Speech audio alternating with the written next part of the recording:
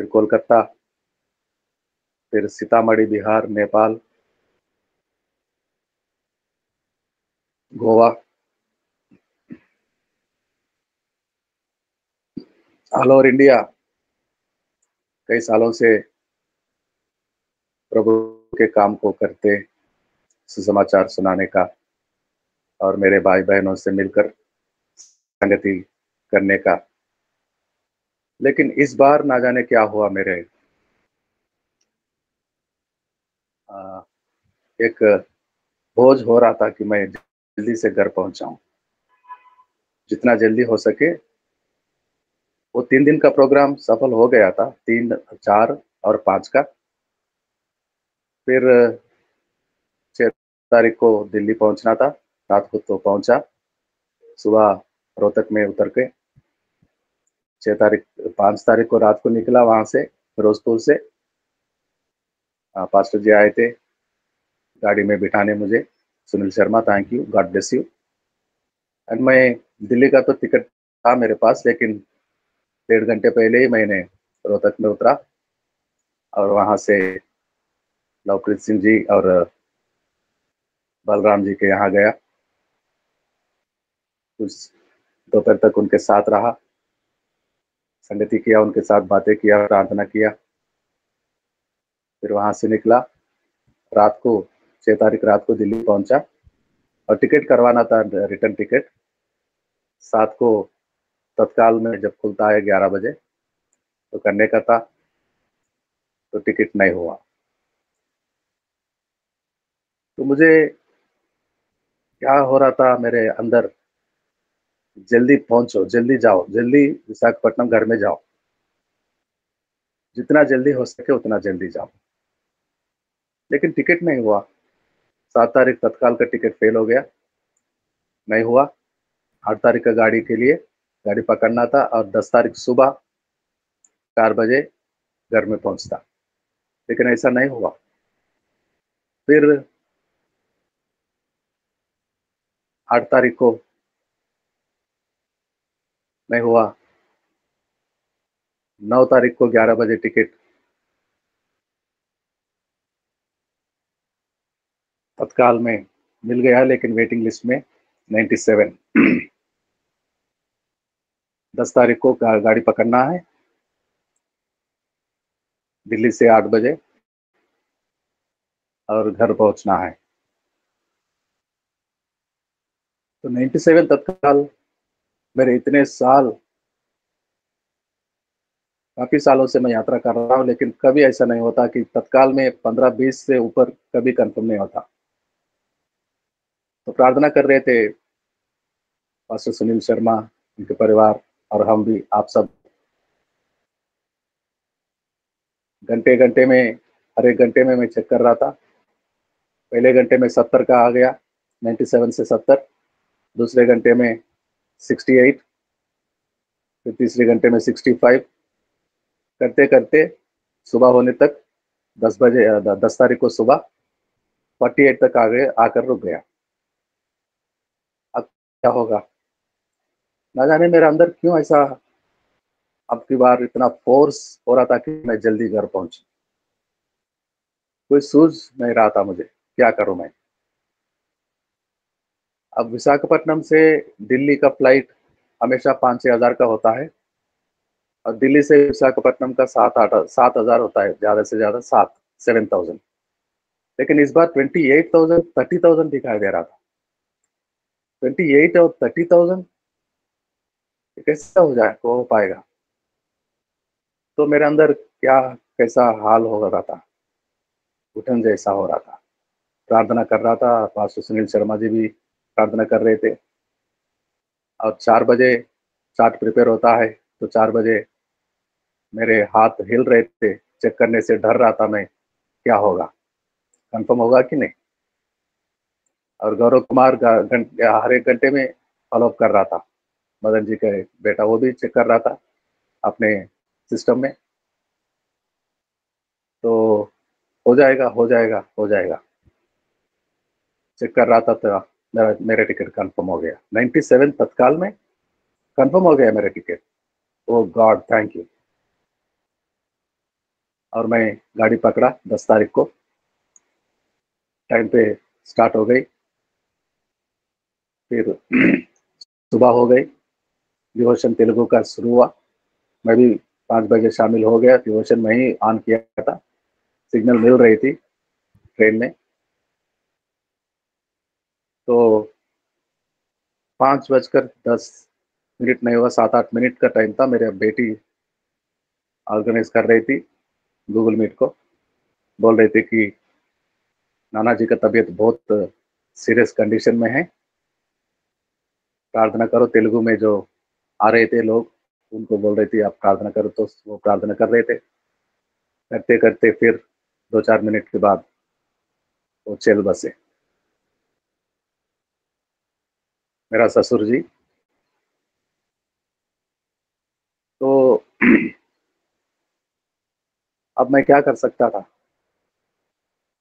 गाड़ी में था, गाड़ी तो दूसरे दिन पहुंचेगी, आज सुबह पहुंची। और रेलवे लाइन बीच में महाराष्ट्र में नागपुर के बाद जो आंध्रा में, तेलंगाना होकर आंध्रा में प्रवेश करेगी, वहां कुछ गड़बड़ी के कारण वो डाइवर्शन में दूसरे रास्ते पे जा रही थी, छत्तीसगढ़, रायपुर, उड़ीसा होकर। अब वो ऐप में भी नहीं दिखा रहा था कि वेयर इज माई ट्रेन, मेरा गाड़ी कहाँ है इस वक्त, चेक करने के भी नहीं। वो रूटीन वाला रूट नहीं, अभी चेंज हो गया है। कौन सा जंगल में है, कहाँ जा रहा है, कोई पता नहीं चल रहा था।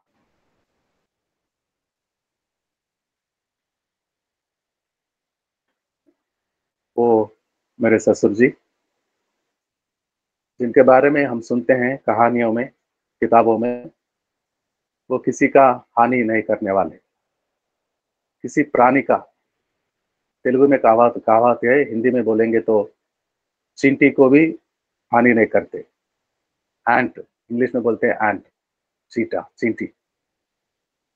और हमेशा किसी से कोई बात बोलने शुरू करेंगे तो पहले हंसते थे।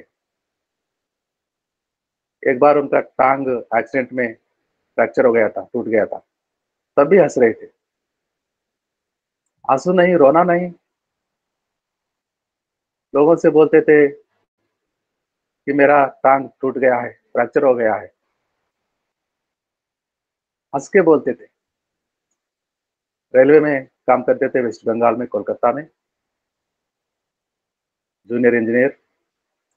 फिर सीनियर इंजीनियर बनकर रिटायर हो गए, विशाखापट्टनम में सेटल हो गए, बच्चों के साथ। 4 बच्चे हैं उनके। बड़ी बेटी तेलुगु डिवोशन में शामिल होती है, हमेशा ओपनिंग प्रार्थना करती है। और उसके बाद एक बेटा है, श्रीधर। फिर तीसरा नंबर मेरा पत्नी का। फिर उसके बाद और एक लड़का है जो बैंक में मैनेजर है, स्टेट बैंक का। ये परिवार उनका। बाइबल पढ़ते थे, लेकिन वो अपने धर्मों के विचार में नहीं मानते थे। हमारे साथ नहीं आते, चर्च में नहीं आते, हमारे साथ नहीं बैठते, लेकिन बाइबल पढ़ते हैं। और 10 रोज पहले ही वो हमारे घर में आए। उनके बेटे के साथ रहते थे, बड़े बेटे के साथ। परमेश्वर ने ऐसा किया, 7 साल पहले जो उनकी मम्मी चली गई थी, मेरे सासू माँ, वो भी 10 दिन पहले हमारे घर में आई थी रहने। मेरी बेटी के पास जाऊंगा, तो हमारे घर में आकर वो भी बहुत विरोध करती थी मसीहत को। यीशु के नाम सुनते ही दोनों कान बंद कर लेती थी। हमें नहीं चाहिए विदेशी परमेश्वर, यीशु के बात हम नहीं सुनेंगे। लेकिन 10 दिन वो बेटी के घर में, हमारे घर में आई, तो दूसरे दिन से ही बोलने लगी, मेरे लिए प्रार्थना करो यीशु से, मुझे क्षमा करेंगे, यीशु मुझे मुझे क्षमा करेंगे, स्वीकारेंगे। मैं जाऊं तो छोड़कर दुनिया, यीशु के पास जाऊंगी, बेटी मेरा सुनेगा, मेरा नहीं सुनेगा तो बेटी तेरा तो सुनेगा। तो अब यीशु की बच्ची है, सेवकाई करती है, क्या दुआ करेगी मेरे लिए। वो दुआ करते करते, यीशु के नाम स्मरण करते करते वो चली गई 7 साल पहले। और बिल्कुल वैसा ही हुआ। 10 दिन 10 रोज पहले वो हमारे घर में आए। उनका बेटा लेकर आया हमारे घर में। और 10 दिन बाद उनकी बेटी, मेरी पत्नी, प्रार्थना कर रही थी, बेटी मेरे लिए प्रार्थना करो, यीशु से कहो, जैसा उनकी उसकी मम्मी बोलती थी वैसा ही हुआ। और ये भी 10 दिन यीशु के नाम स्मरण करते यीशु के गोद में सो गए हैं। और मुझे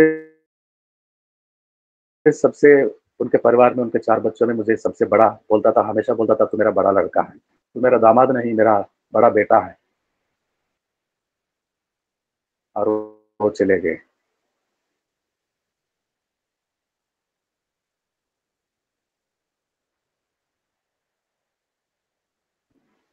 मेरे मित्रों, मूसा चले जाने का समय आया था और सारे मंडली इजरायली लोगों को बुलाया और बोला, देखो मैं जा रहा हूं, अब मैं तुम्हारे सामने आता, परमेश्वर के उपस्थिति में जाता, आना जाना नहीं हो पाएगा। देखो अब मेरा पूरा 120 साल हो गए हैं, अब मेरा समय हो गया है, परमेश्वर बुला रहा है। मैं बोला, परमेश्वर मैं वो देश को देखना चाहता हूँ जिस देश को अब्राहम के वारिस इजरायली लोगों को देने के लिए लाया है, मिस्र देश में से छुड़ा कर। मैं एक बार जाना चाहता हूँ वहाँ। परमेश्वर ने कहा, नहीं मूसा, नहीं। आज पढ़ रहे थे गिनती का पुस्तक 27 में, परमेश्वर कहा, उस पर्वत पर तेरे बहन, तेरे भाई दुनिया संसार को छोड़कर मेरे पास आ गए हैं। अब ये पर्वत पर जाकर देखो, नजर उठा के वो देश यरदन के उस पार का देखो, लेकिन इस पर्वत से मेरे पास आ जाओ। गिनती का 20वां अध्याय पहले मरियम, उसी अध्याय के अंत में हारून, और 27वां अध्याय में मूसा। और लोगों को समझाया, मैं जा रहा हूँ, परमेश्वर ने मुझे बुला रहा है। लेकिन मेरे बाद वो सारे वायदा जो ये पिता परमेश्वर ने तुमसे किया, प्रतिज्ञा, वो सारे पूरा करने वाला है। और यहोशू मेरे बाद तुम लोगों का अगुवा करेगा, यरदन पार ले जाएगा। और जब हम याद करते हैं, दाऊद का समय आया था चले जाने का, अपने बेटे को बुलाया, पास बिठाया, सलमान राजा को। देखो सारे लोग, हमारे पुरखों, सारे संसार के लोग जिस मार्ग में जा रहे हैं, मैं जा रहा हूं, मैं जा रहा हूं। मूसा ने भी कहा मंडली से, इजरायली लोगों से, मैं जा रहा हूं। दाऊद भी कहा, मैं जा रहा हूं। और जाने वाले सब चले गए हैं, फिर वापस नहीं आ रहे हैं। और कोई भी आज तक नहीं कहा कि मैं वापस आऊंगा, मैं तुम लोगों को अनाथ नहीं छोड़ूंगा। एक ही पापा है हमारे सबका, एक ही डैडी है, एक ही पिता। यीशु अपने लोगों से कहता है, यूहन्ना सुसमाचार 14 का 18, यूहन्ना सुसमाचार 14 चैप्टर 14 एंड वर्स 18, 14 का 18।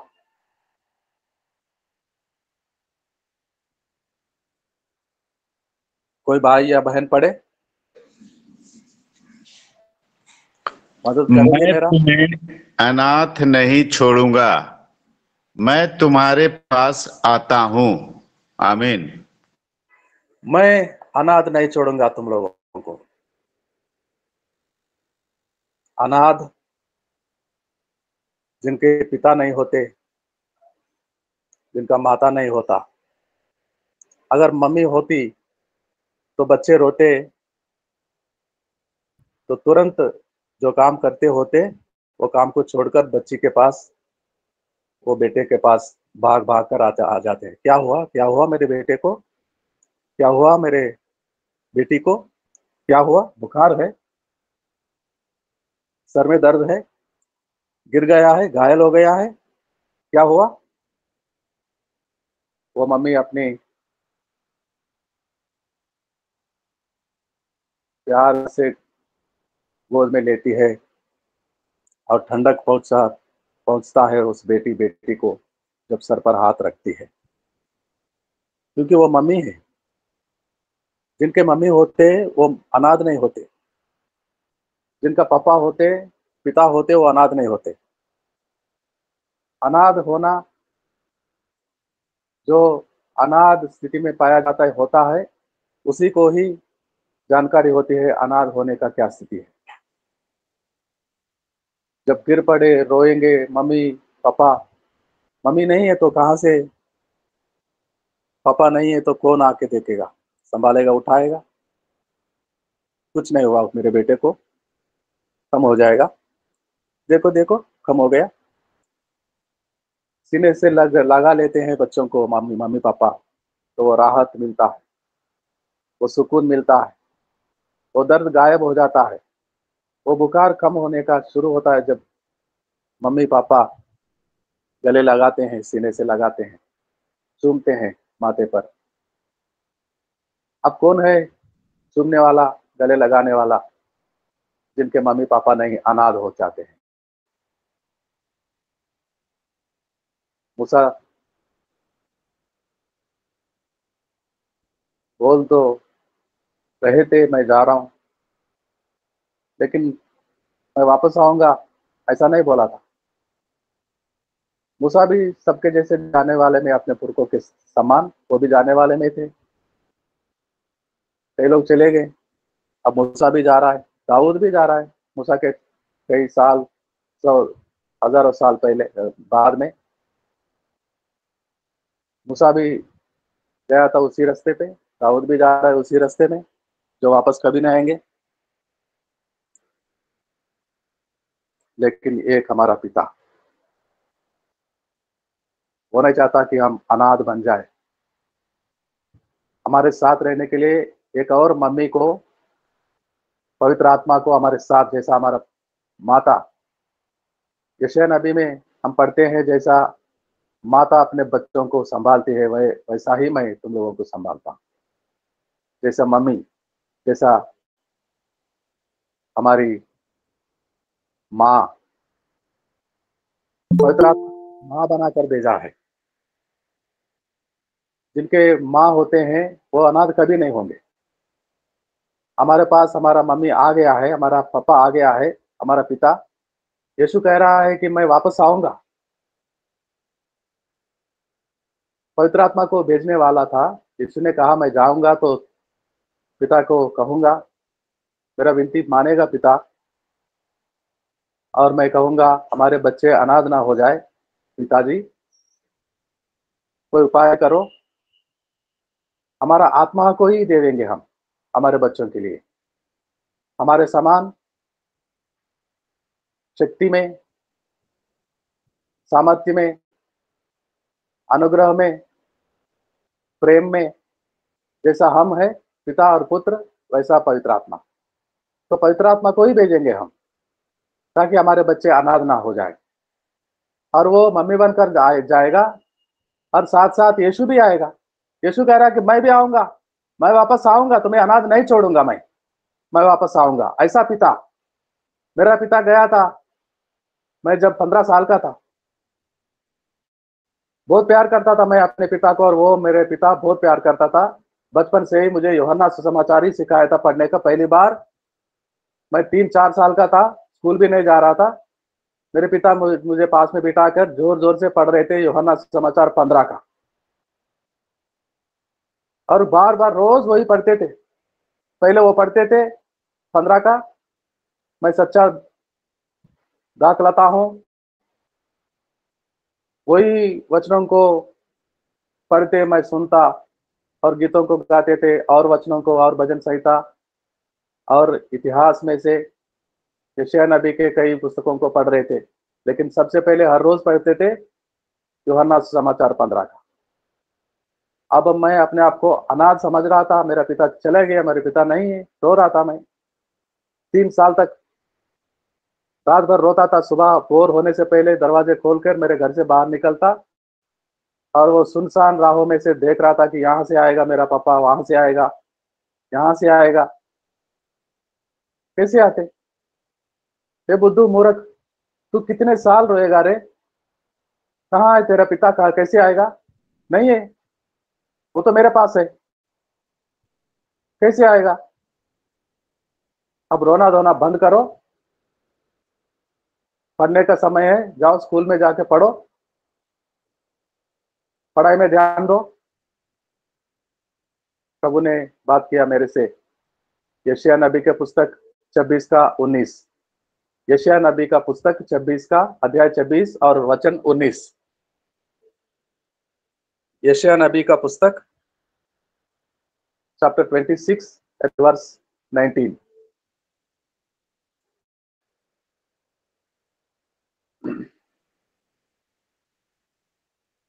पढ़े कोई? ऐसा 26 19। मेरे तेरे मरे हुए लोग जीवित होंगे, मुर्दे उठ खड़े होंगे। हे मिट्टी में बसने वाला, जग कर जय जयकार करें, क्योंकि तेरी ओस ज्योति के से उत्पन्न होती है और पृथ्वी मुर्दे को लौटा देगी। आमीन। आमीन आमीन। तेरे मरे हुए लोग फिर जिएंगे, मेरे पास है। तेरे पापा मर गया है तो अनाथ हो गया है, समझ रहा है, तो मेरे पास है, फिर से जी उठेगा। जब मैं वापस आता हूं उनको मेरे साथ लेकर आऊंगा। तब से मैंने रोना छोड़ दिया, प्रभु को धन्यवाद देता रहा। मैं जानता हूं मेरा पापा वापस आएगा। मेरा यीशु जब वापस आएगा, कहकर गया कि मैं वापस आऊंगा, जरूर आएगा, वादे का पक्का है। जब वो आएंगे तो मेरा पापा भी आएंगे। कई साल, कुछ साल पहले मेरा मम्मी भी चले गई थी, मेरे मम्मी को भी लेकर आएगा। और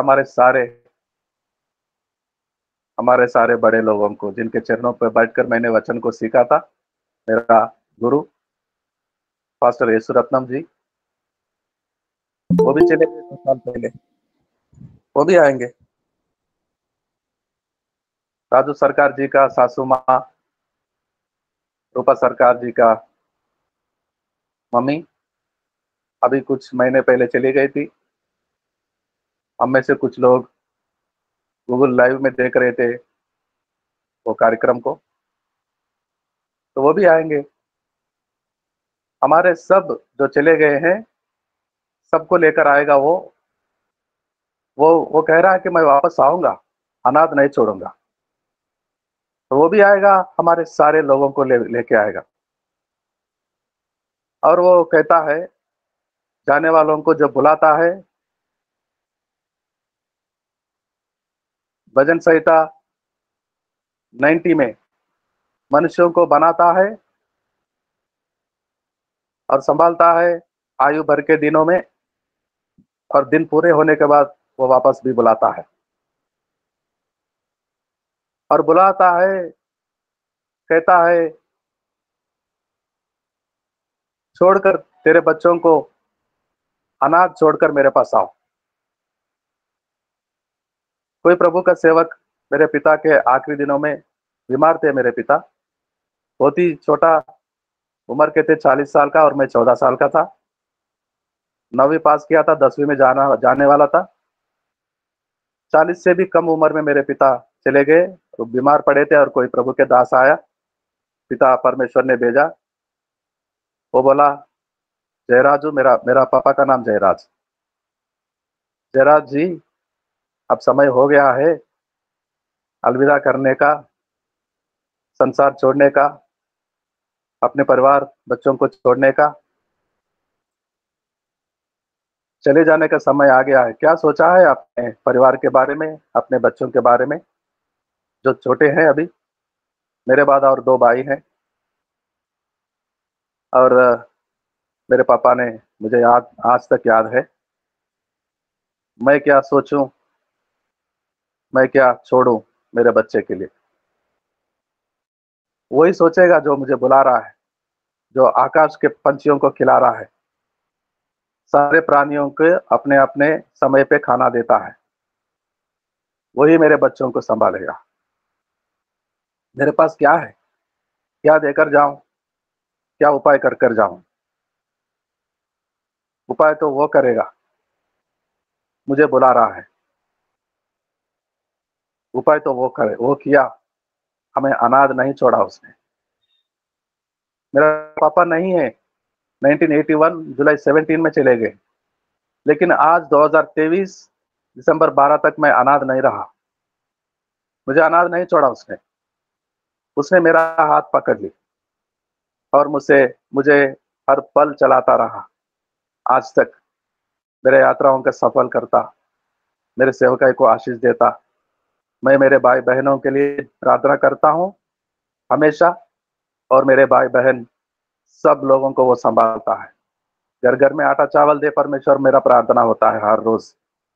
गाड़ियों में पेट्रोल हो, बच्चे स्कूल कॉलेज जाके पढ़े, उनकी नौकरियां मिले, उनको कामकाज मिले, उनका घर मंदिर बनाने का काम पूरा हो जाए, उनके बेटियों का शादी विवाह हो जाए। हमेशा मेरा प्रार्थना होता है और मेरा सुनता है मेरा पिता।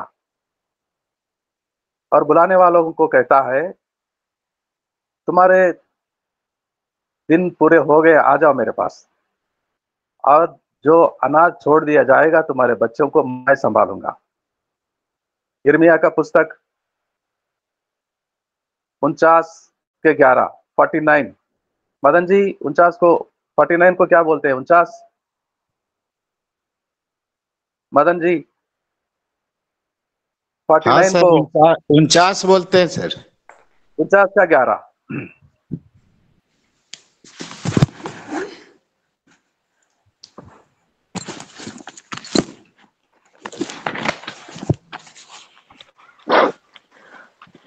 अपने 49 का 11।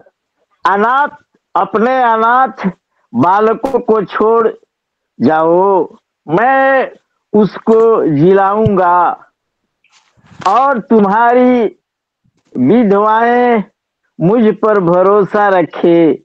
आमीन। आमीन आमीन। कितना कितना बड़ा खुदा हमारा पिता। मैं जलाऊंगा।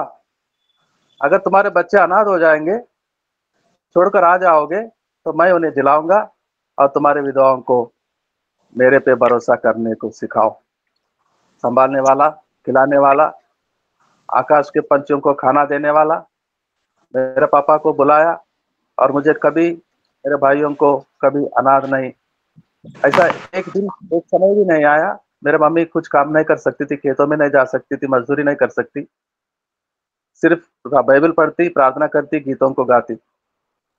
लेकिन एक वक्त, इतने सारे समय में, 81 से लेकर अब 40 साल पूरे हो गए हैं, 42 ईयर्स, एक दिन भी ऐसा ना रहा हमारे घर में हमने रोटी नहीं तोड़ा, आटा चावल नहीं होता था। कई बार मम्मी बोलती थी कि पानी पी लो बेटा, परमेश्वर उपाय करेगा। परमेश्वर का उपाय होता था। 1 घंटे बाद कहीं से भी आता था खाना, न जाने कहां से आता, लेकिन खाना आता था, कोई ना कोई जरूर आता। बेटी, बच्चों को कुछ खिलाया? हाँ, सो रहे, खाए सो रहे। नहीं नहीं बेटी, ऐसा नहीं कहना। बच्चों को भूखा पेट नहीं सुलाना। खाना लाके छुपा छुपा कर खाना लाके देते थे। ऐसे कई बार। जिलाने वाला, खिलाने वाला, संभालने वाला, हमें अनाथ नहीं छोड़ने वाला।